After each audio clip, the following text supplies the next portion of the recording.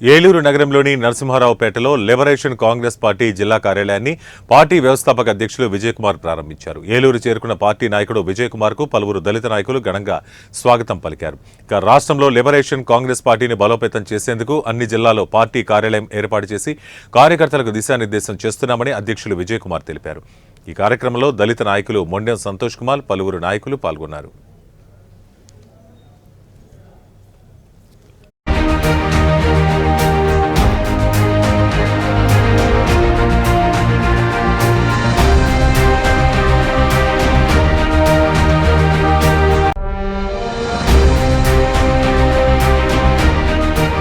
మహాత్మా జ్యోతిరావు ఫూలే జన్మదిన శుభాకాంక్షలు రాష్ట్ర ప్రజలకు తెలియజేస్తున్నాము.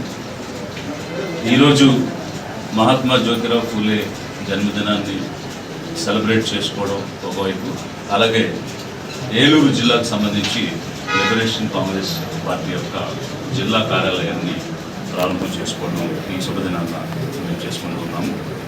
మా కోర్ కమిటీ సభ్యులు సంతోష్ కుమార్ గారు, ఈ జిల్లాలో బాబురావు గారు, పార్టీ తరఫున కార్తీక్, వీరందరూ కూడా ఈ జిల్లా పార్టీ నడిపించడానికి నాయకత్వం వహిస్తున్నారు.